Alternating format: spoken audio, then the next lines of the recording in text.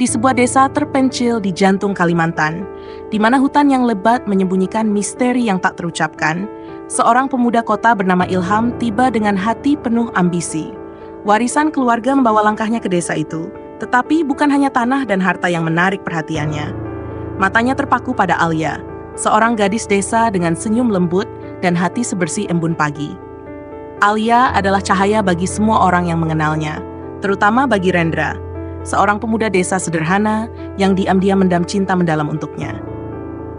Namun, Alia bukanlah perempuan yang mudah digapai. Ia memilih kehidupan penuh kebersahajaan bersama keluarganya, jauh dari gemerlap yang ditawarkan dunia luar.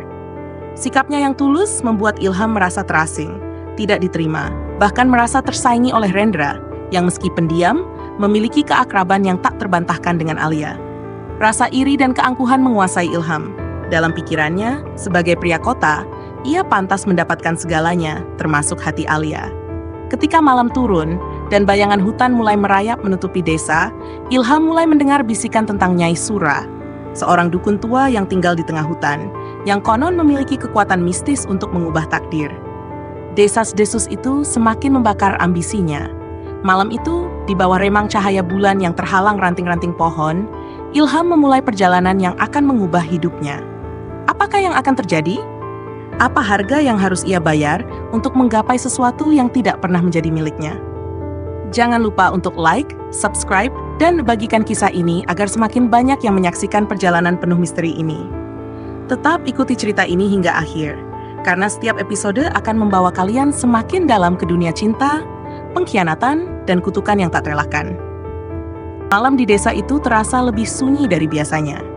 Suara jangkrik yang biasanya menemani kini seolah tenggelam dalam keheningan yang mencekam. Ilham berjalan perlahan menembus kabut tipis yang menyelimuti jalan setapak menuju hutan.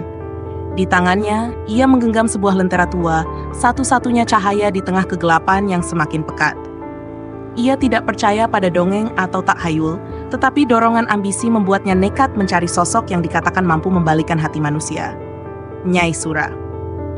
Desas-desus tentang Nyai Sura berhembus seperti angin yang menyeberangi desa. Sebagian orang menganggapnya legenda, sebagian lagi mempercayai bahwa ia adalah kenyataan yang menakutkan.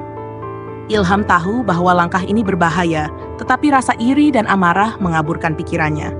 Dalam benaknya hanya ada satu tujuan, membuat Alia mencintainya, apapun harganya. Ketika ia sampai di sebuah gubuk tua yang dikelilingi pohon-pohon besar dengan akar-akar menjulur seperti tangan-tangan raksasa, udara di sekitarnya terasa berat. Pintu gubuk terbuka perlahan sebelum Ilham sempat mengetuk. Suara berderitnya seperti jerit makhluk terluka. Di dalam, Nyai Sura duduk di atas tikar anyaman bambu. Wajahnya keriput, matanya hitam pekat seperti menyimpan malam yang tak berujung. Ia tersenyum tipis, senyum yang lebih menyerupai peringatan daripada sambutan. Kamu datang karena cinta atau karena ambisi? Suara Nyai Sura serak, tapi tajam seperti belati. Ilham merasa tubuhnya bergetar, tapi ia menegarkan diri. Saya ingin Alia mencintai saya, apapun caranya. Nyai Sura tertawa kecil, tapi tawanya tidak membawa kehangatan, melainkan dingin yang menjalar hingga ke tulang. Cinta, katamu? Cinta tidak bisa dipaksakan, nak. Tapi jika kau ingin mengikat hati seseorang dengan paksa, itu bukan cinta, itu pengorbanan. Apakah kau siap menanggung akibatnya? Ilham menggelengkan kepala dengan tegas. Saya tidak peduli, beri saya apa yang saya butuhkan. Nyai Sura menghela napas panjang, seperti menimbang dosa yang akan ia lepaskan kepada dunia. Ia kemudian meraih sebuah kotak kayu tua dari rak yang dipenuhi dengan botol-botol berisi cairan tak dikenal. Dari dalam kotak itu, ia mengeluarkan sebuah kalung dengan batu hitam kecil yang berkilauan. Ini bukan benda biasa, katanya pelan. Kalung ini akan mengikat hati Alia padamu, tapi ingat baik-baik, nak. Pelet Kalimantan tidak pernah datang tanpa harga. Hatinya mungkin kau miliki, tapi jiwanya akan kosong. Dan jika kau gagal menjaga keseimbangannya, kutukan yang lebih gelap akan menimpamu. Ilham hanya memandang kalung itu dengan mata berbinar. Tanpa pikir panjang, ia mengambilnya dari tangan Nyai Sura. Beritahu saya apa yang harus dilakukan. Nyai Sura memandangnya dengan mata yang menyiratkan belas kasihan sekaligus kengerian. Kuburkan kalung ini di bawah tempat tidurnya. Tapi ingat, ketika kau mendapatkan apa yang kau mau, jangan pernah mencoba melepaskan ikatan ini. Cinta yang dipaksakan akan selalu berakhir dengan kehancuran. Namun bagi Ilham, peringatan itu hanyalah angin lalu. Ia menganggapnya sebagai kisah untuk menakut-nakuti anak kecil. Dengan langkah tergesa, ia meninggalkan gubuk itu, kembali ke desa dengan pikiran yang penuh rencana. Ia tidak tahu, pada saat ia menerima kalung itu, hutan di sekitarnya menjadi lebih gelap, dan bayangan yang tak pernah ia sadari sebelumnya mulai mengikutinya dari balik pepohonan. Sesuatu yang jauh lebih besar dari ambisinya telah terbangun, dan semuanya dimulai dari satu keputusan yang ia pikir tak berarti. Apakah Ilham benar-benar siap dengan konsekuensi tindakannya? Atau, tanpa ia sadari, ia telah membuka pintu ke kegelapan yang akan mengubah takdirnya? Jangan lupa like, subscribe, dan bagikan cerita ini. Kisah penuh emosi, drama, dan ketegangan ini baru saja dimulai. Pastikan Anda terus mengikuti kelanjutannya hingga akhir. Malam itu, di bawah bulan yang menggantung pucat di langit, Ilham berdiri di luar rumah Alia. Dengan hati yang dipenuhi ambisi, ia menggali lubang kecil di bawah tempat tidur Alia melalui celah lantai bambu yang renggang. Di tangannya, kalung yang diberikan Nyai Sura berkilauan samar, memantulkan cahaya lentera yang bergetar di tiupan angin. Setiap gerakannya terasa berat, seperti ada sesuatu yang tak terlihat memperingatkannya untuk berhenti. Tapi Ilham tidak peduli. Ia menyisipkan kalung itu ke dalam tanah, menutupi lubang dengan hati yang penuh keyakinan bahwa Alia akan segera menjadi miliknya. Keesokan harinya, perubahan mulai terlihat. Alia, yang biasanya penuh semangat dengan tawa yang menghidupkan hari-hari di desa, menjadi lebih pendiam. Senyumnya yang tulus dan cerah kini tampak hampa. Namun, matanya selalu mencari-cari Ilham. Ia mulai sering datang ke warung tempat Ilham biasanya duduk, bahkan rela meninggalkan tugas-tugasnya di rumah hanya untuk berada di dekatnya. Rendra, yang diam-diam memperhatikan dari kejauhan, merasakan ada sesuatu yang salah. Alia yang ia kenal tidak pernah seperti ini. Gadis itu selalu menolak perhatian Ilham dengan halus namun tegas. Tapi kini, Alia tampak seperti bayangan dirinya yang dulu, seolah-olah ada sesuatu yang menguasai pikirannya. Ilham, Alia berkata pelan suatu sore, suaranya bergetar seperti memohon, jangan pergi terlalu jauh dariku. Aku merasa takut, aku merasa hampa tanpa dirimu. Mendengar itu, hati Ilham tersentak. Bukan karena cinta, tetapi karena rasa puas bahwa rencananya berhasil. Namun, di balik rasa bangganya, ada sesuatu yang mengusik, sorot mata Alia.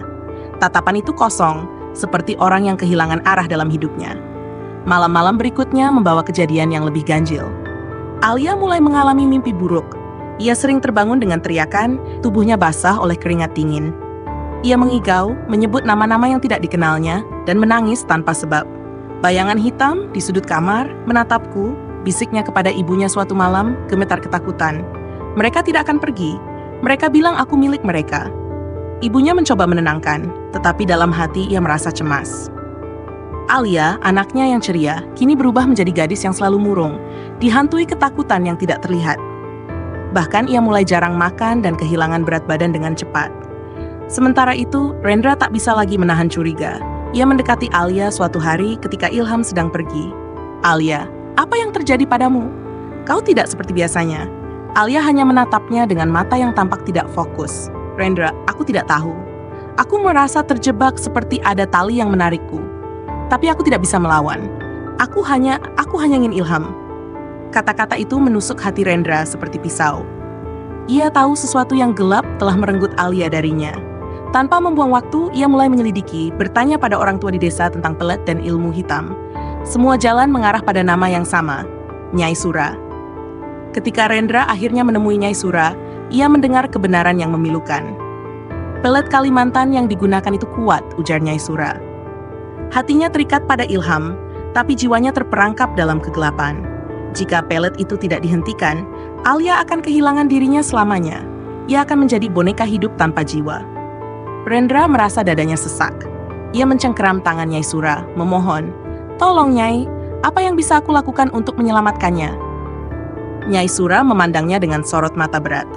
Satu-satunya cara adalah membuat Ilham menghancurkan pelet itu sendiri. Hanya dia yang bisa melepaskan Alia dari kutukan ini. Tapi hati-hati nak, semakin lama pelet ini bekerja, semakin kuat pengaruhnya dan semakin gelap bayangannya. Malam itu, Rendra kembali ke desa dengan hati yang penuh ketakutan sekaligus tekad. Ia tahu waktunya tidak banyak. Alia semakin tenggelam dalam jeratan yang tidak bisa ia pahami, dan satu-satunya cara untuk menyelamatkannya adalah dengan mengungkap kebenaran di hadapan Ilham. Tapi akankah Ilham dengan ambisi dan egonya bersedia menghancurkan pelet itu? Di tengah gelapnya malam, suara jeritan Alia terdengar dari rumahnya, memecah keheningan desa. Semua orang berlari menuju rumah itu, tetapi Rendra tahu jeritan itu lebih dari sekadar mimpi buruk. Itu adalah tanda bahwa waktu mereka semakin habis. Kisah ini baru dimulai, penuh drama, air mata, dan kengerian.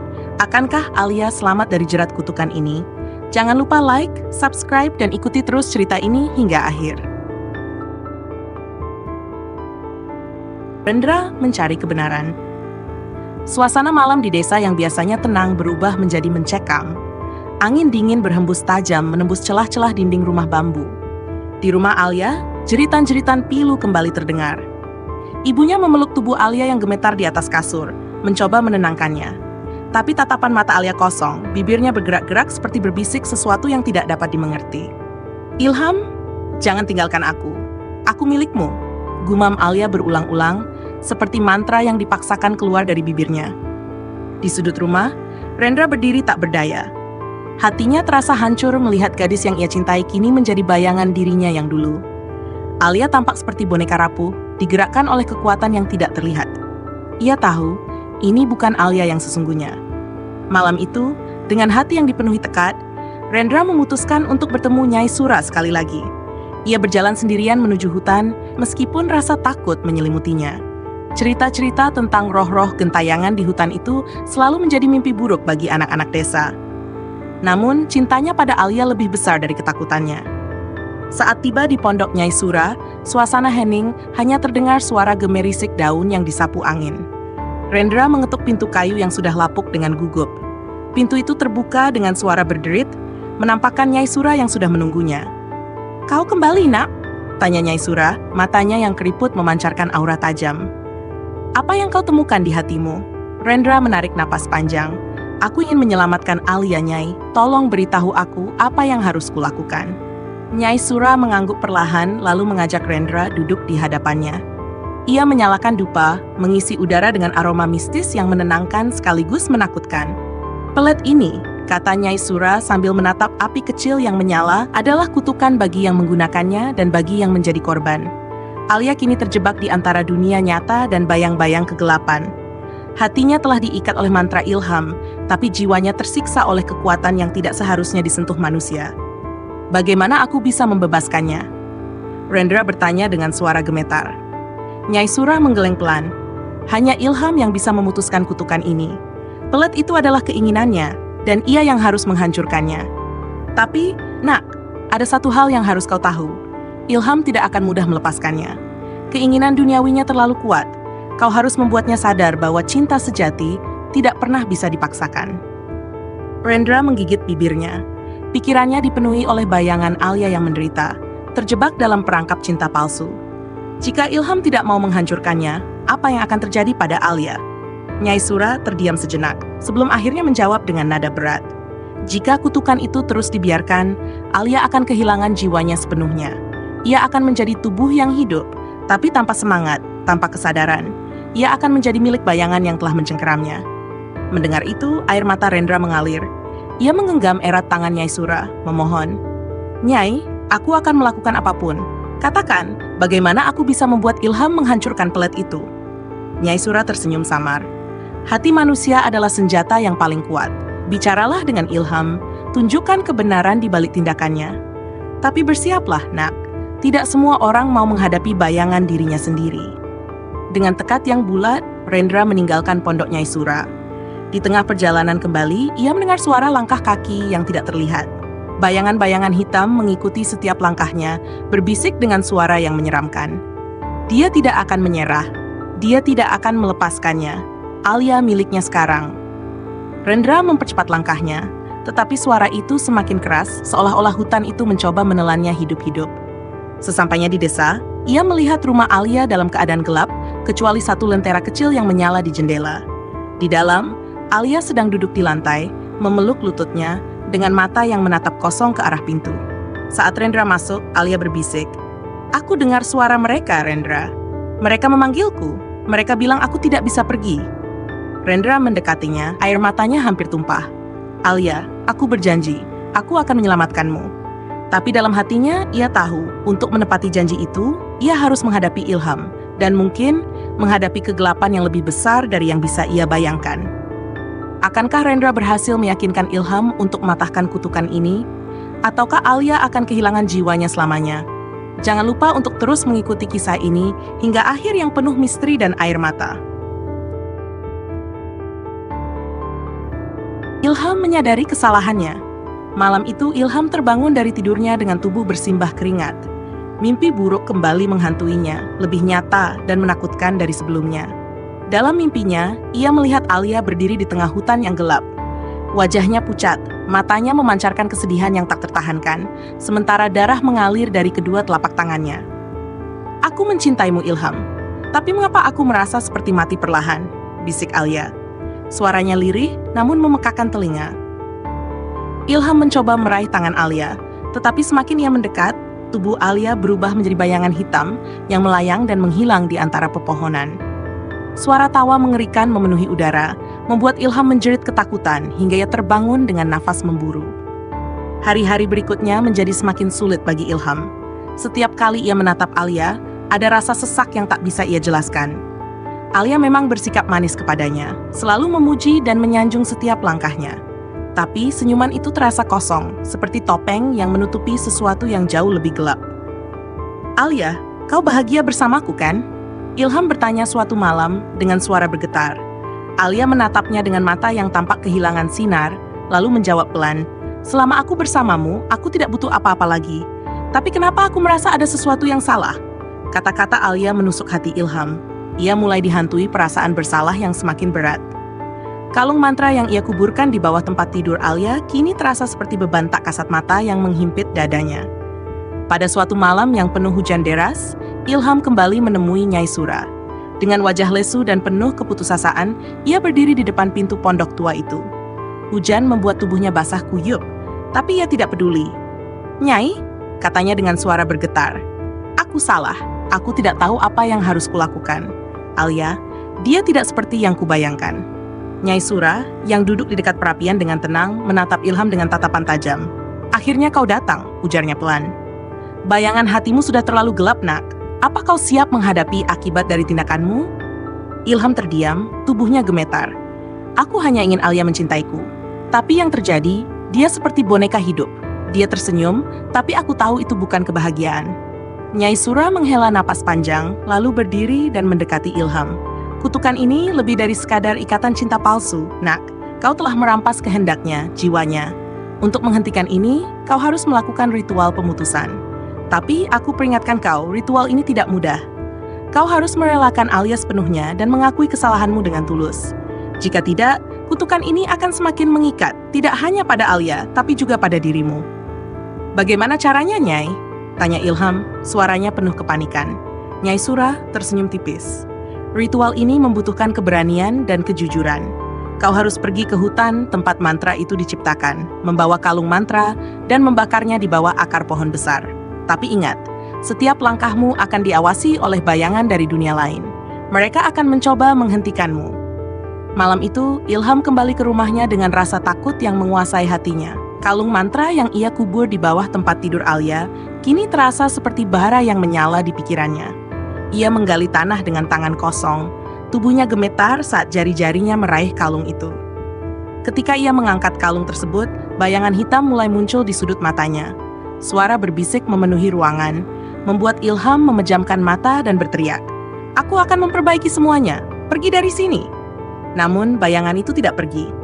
Mereka melingkari tubuh Ilham, mengucapkan kata-kata yang membuatnya gemetar. "Kau telah memulai ini, Ilham. Kau tidak bisa lari." Rendra dan Ilham bertemu. Di tempat lain, Rendra mempersiapkan diri untuk menemui Ilham. Meski hatinya penuh dengan amarah, ia tahu bahwa menyelamatkan Alia adalah yang terpenting. Ketika Rendra tiba di rumah Ilham, ia menemukan Ilham duduk di lantai dengan kalung mantra di tangannya. Wajah Ilham penuh ketakutan. Matanya terlihat kehilangan harapan.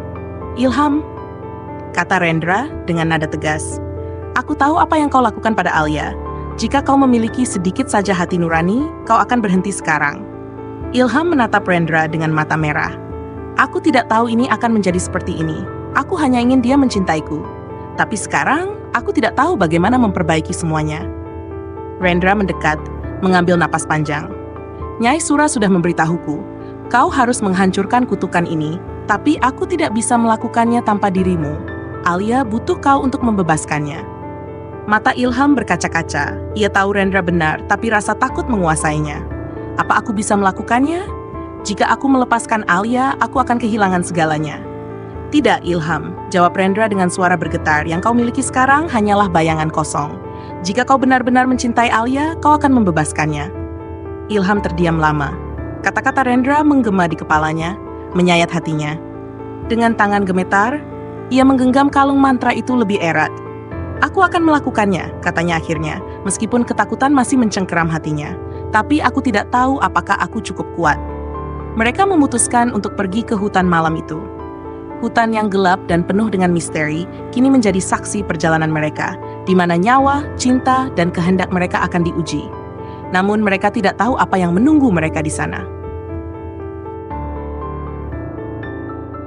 Ritual di hutan dan pertarungan dengan kutukan. Hujan deras mengguyur malam itu, tetapi Ilham, Rendra, dan Nyai Sura tetap melangkah ke dalam hutan yang semakin gelap. Langit hitam tanpa bintang, dan suara binatang malam bercampur dengan desiran angin yang terdengar seperti bisikan. Di tangan Ilham, kalung mantra itu terasa berat, seolah menjadi beban nyata dari dosanya. Langkahkan kakimu tanpa ragu, ujar Nyai Sura dengan suara pelan tapi penuh kewibawaan. Bayangan dari dunia lain akan mencoba menghentikanmu. Tapi ingat, hanya kau yang bisa memutuskan takdirmu. Rendra berjalan di belakang Ilham, tangannya menggenggam erat sebilah pisau kecil. Ia siap melindungi Alia dari apapun yang akan datang, meskipun ketakutan mencengkeram hatinya.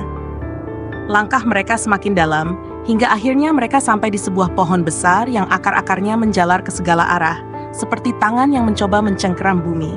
Nyai Sura menghentikan langkah mereka dan menatap Ilham. Ini tempatnya, katanya dengan nada tegas. Letakkan kalung itu di tengah lingkaran akar, lalu bakar. Tapi bersiaplah, karena kutukan ini akan melawan. Kau harus cukup kuat untuk bertahan. Ilham mengangguk pelan. Tangannya gemetar saat ia menaruh kalung itu di tengah lingkaran akar. Saat api kecil menyentuh manik-manik kalung, suara jeritan melengking menggema di udara. Bayangan hitam mulai muncul dari kegelapan, melingkari mereka dengan gerakan yang menyerupai angin topan. Dia milikku, teriak salah satu bayangan, suaranya menggelegar. Kau tak bisa mengambilnya dariku. Ilham terhuyung ke belakang, tetapi Rendra segera menahannya. Tetap di sini, jangan biarkan mereka menang, teriaknya, meski suaranya bergetar oleh rasa takut. Bayangan-bayangan itu mulai menyerang. Salah satunya melesat ke arah Ilham, membuatnya terjatuh. Tubuhnya terasa dingin seperti es saat bayangan itu menyentuh kulitnya. Kau lemah, Ilham, bisik suara itu di telinganya. Kau tak layak mencintai. Aku tahu aku salah, teriak Ilham, suaranya pecah oleh air mata. Tapi aku ingin memperbaikinya. Aku mencintai Alia, dan aku ingin dia bebas. Tiba-tiba sebuah bayangan besar muncul dari kegelan. Wujudnya menyerupai seorang pria dengan mata merah menyala dan taring panjang. Suaranya menggelegar seperti guru. Cinta? Apa yang kau tahu tentang cinta, manusia? Kau hanya ingin memilikinya. Cinta sejati adalah pengorbanan, bukan pemaksaan. Bayangan besar itu melesat ke arah Ilham, tetapi Rendra melompat di depannya, melindungi Ilham dengan tubuhnya. Tangan Rendra mengayunkan pisau kecil itu, tetapi bayangan itu hanya tertawa. Manusia bodoh, katanya. Kalian tak bisa melawanku dengan senjata. Nyai Sura yang berdiri di tepi lingkaran mulai melantunkan mantra dengan suara keras.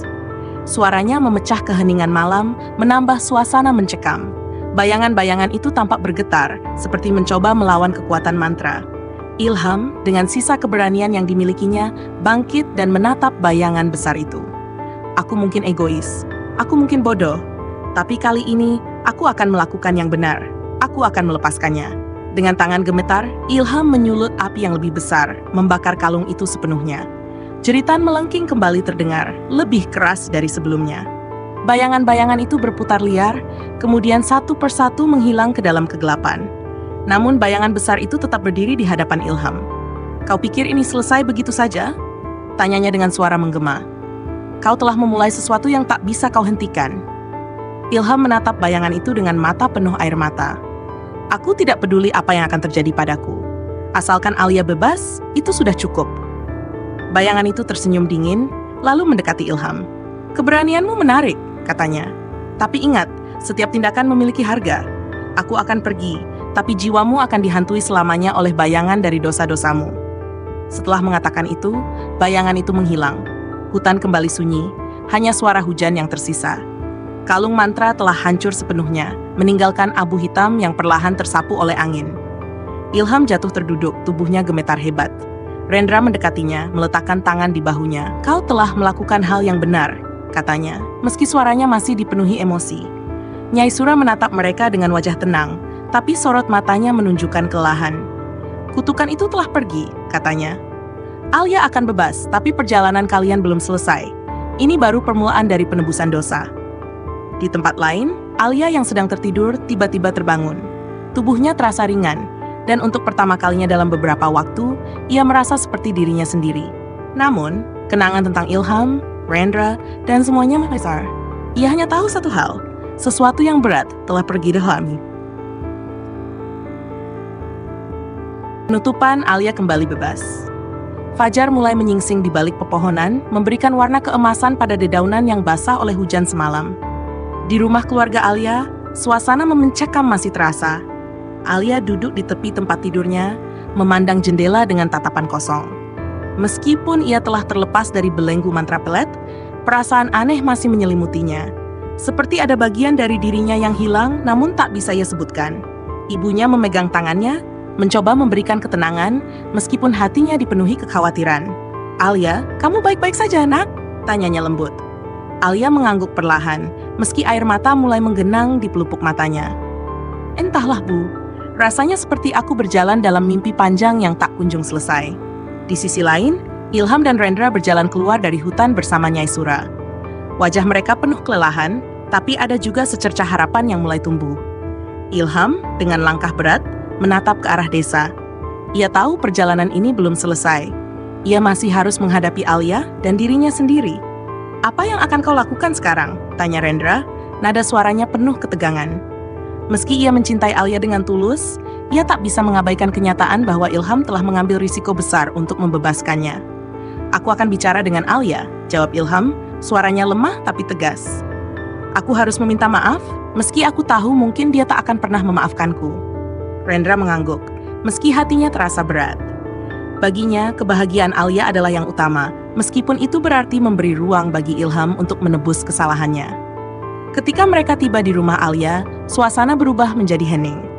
Alia berdiri di depan pintu, menatap Ilham dengan mata yang penuh kebingungan dan sedikit rasa takut. "Kenapa kamu kembali?" tanyanya, suaranya serak. Ilham berlutut di depannya, air mata mengalir tanpa bisa ia tahan. "Alia, aku datang untuk meminta maaf. Aku tahu aku telah menyakitimu, menghancurkan hidupmu. Aku tak pantas berada di sini, tapi aku ingin kau tahu bahwa aku benar-benar menyesal." Alia menatapnya dalam diam, air matanya ikut mengalir. Ia bisa merasakan ketulusan dalam suara Ilham, tetapi luka yang ditinggalkan begitu dalam. "Kenapa, Ilham? Kenapa kamu melakukan itu padaku?" "Saat itu aku buta oleh keegoisanku," jawab Ilham, suaranya bergetar. "Aku pikir cinta bisa dimiliki dengan paksaan. Tapi aku salah, Alia. Cinta sejati adalah membiarkanmu bebas memilih, bahkan jika itu berarti aku harus kehilanganmu." Kata-kata itu membuat hati Alia terasa berat. Ia ingin marah, tapi di balik semua itu ada rasa iba. Ia tahu Ilham telah berjuang keras untuk membebaskannya dari kutukan. Rendra melangkah maju menempatkan tangannya di bahu Ilham. "Alia, kita semua membuat kesalahan, tapi aku melihat dengan mata kepala sendiri bagaimana Ilham mempertaruhkan segalanya untuk membebaskanmu. Ia layak mendapatkan kesempatan untuk menebus dirinya." Alia menghela napas panjang. Rasa sakit, marah, dan kebingungan bercampur menjadi satu. "Aku butuh waktu," katanya akhirnya. Suaranya lemah tapi tegas. "Aku butuh waktu untuk memahami semuanya." Ilham mengangguk dengan kepala tertunduk. "Aku akan menunggu, Alia.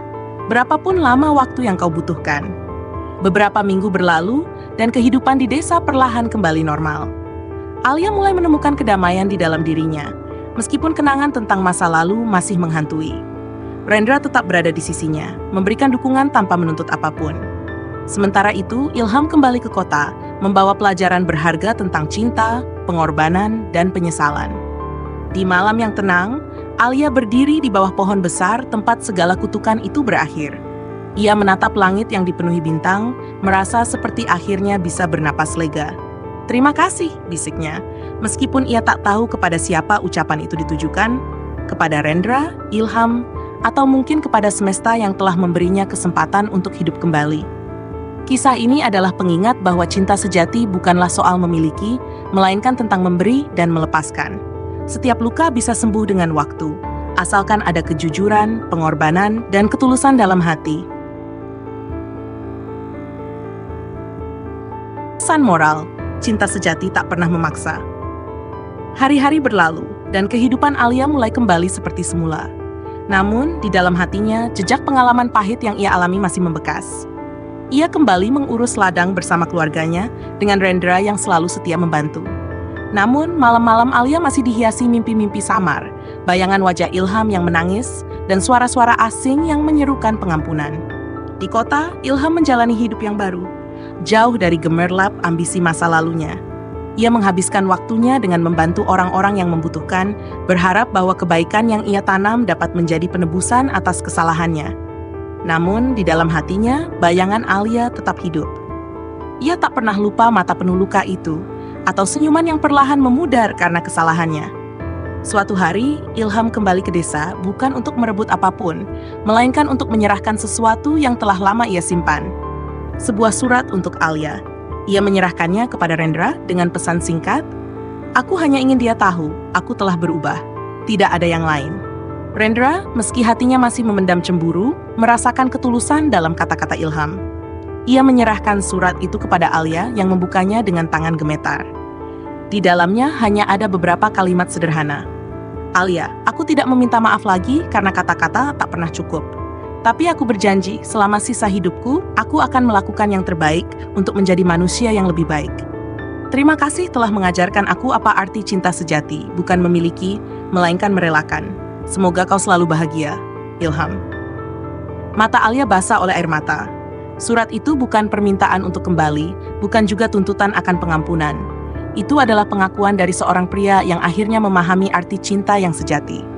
Rendra melihat Alia menangis, tapi ia tahu itu bukan air mata kesedihan. Ia menatap Alia dengan lembut dan berkata, "Kau tidak harus memutuskan sekarang, tapi ingat, kau tidak sendiri." Alia tersenyum kecil di antara tangisnya. "Aku tahu, Rendra. Terima kasih untuk semuanya." Beberapa bulan kemudian, Alia mulai membiarkan dirinya tersenyum lagi. Ia menemukan kebahagiaan dalam hal-hal kecil, menanam padi, berbincang dengan keluarganya, dan menikmati senja bersama Rendra. Meski luka di hatinya tidak sepenuhnya hilang, ia belajar bahwa waktu dan keikhlasan adalah obat terbaik. Di suatu pagi yang cerah, Alia berdiri di depan rumahnya, melihat matahari terbit dengan perasaan damai. Ia tahu hidupnya tidak akan sempurna, tetapi itu cukup baginya. Ia memutuskan untuk menjalani setiap hari dengan hati yang penuh syukur. Kisah Alia, Rendra, dan Ilham mengajarkan bahwa cinta sejati bukanlah tentang memiliki, tetapi tentang memberi, merelakan, dan mengorbankan ego untuk kebahagiaan orang lain. Kesalahan adalah bagian dari kehidupan, tetapi keberanian untuk memperbaiki diri adalah bentuk cinta yang paling murni. Tidak ada luka yang terlalu dalam untuk sembuh, dan tidak ada cinta yang terlalu hancur untuk menjadi pelajaran berharga.